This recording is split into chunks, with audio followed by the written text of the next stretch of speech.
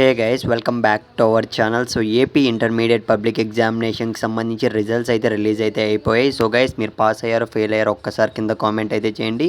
So బాధపడకండి, just ఒక అంచనా కోసం అయితే అడుగుతున్నా. సో గైస్ మోస్ట్లీ చాలామంది మన సబ్స్క్రైబర్స్ అయితే సో బెటర్మెంట్ గురించి, సప్లిమెంటరీ ఎగ్జామ్ గురించి, సో ఫీజ్ డీటెయిల్స్ కూడా అడుగుతున్నారనమాట.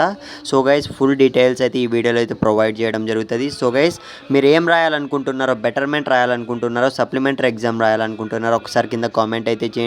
సో ఇంకో విషయం ఏమంటే, సో సప్లిమెంటరీ అంటే ఏంది, బెటర్మెంట్ అంటే ఏంటి, ఎవరు రాయాలి అన్న దానిపైన అయితే సో ఈ డౌట్ కూడా అడిగారనమాట. ఫుల్ డీటెయిల్స్ అయితే ఈ వీడియోలో అయితే క్లియర్గా అయితే చెప్తాను. వీడియో వర్క్ చేసేకైతే ట్రై చేయండి. సో వీలైతే మీ ఫ్రెండ్స్కి షేర్ చేయండి గైస్. ఎవరైతే డౌట్లో ఉంటారో వాళ్ళకి క్లియర్ అవుతుంది, అందుకే చెప్తున్నా. ఇకపోతే గైస్ వీడియో స్టార్ట్ చేసే ముందు మీరు ఇంకా మన ఛానల్ సబ్స్క్రైబ్ చేసుకోకుంటే వెంటనే ఛానల్ సబ్స్క్రైబ్ చేసుకొని పెట్టుకోండి. ఇక మనం ఏమాత్రం ఆలస్యం చేయకుండా వీడియోలోకి అయితే వెళ్ళిపోదాం. సో గైస్ ముందుగా అయితే మనం డిఫరెన్స్ అయితే చూద్దాం. సో బెటర్మెంట్ అంటే ఏంటి, సప్లిమెంటరీ అంటే ఏంటి.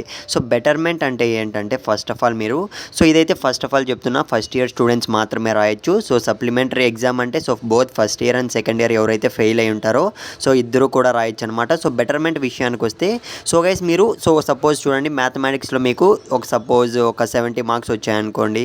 సో మీరు ఎక్స్ట్రా రావాలనుకుంటే మాత్రం బెటర్మెంట్ ఎగ్జామ్ అయితే రాసుకోవచ్చు అనమాట. ఇంప్రూవ్మెంట్ కూడా అలాంటిదే.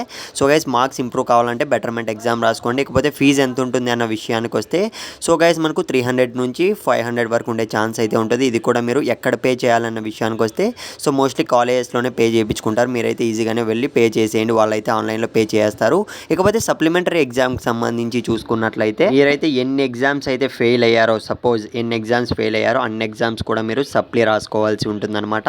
ఇకపోతే ఫీజు విషయానికి వస్తే, ప్రతి సప్లీ ఎగ్జామ్కి అయితే సో మ్యాక్సిమం లాస్ట్ ఇయర్ చూసుకున్నట్లయితే 510, 520 రూపీస్ అయితే ఉండే. సో కాలేజ్లో ఎంత తీసుకుంటారో వాళ్ళు మనం చెప్పలేం, ఎక్స్ట్రా ఛార్జెస్ కూడా. సో మీరు ఈ సప్లిమెంటరీ ఎగ్జామ్కి సంబంధించి కూడా ఈచ్ ఎగ్జామ్కి అయితే మీరు పే చేయాల్సి ఉంటుంది.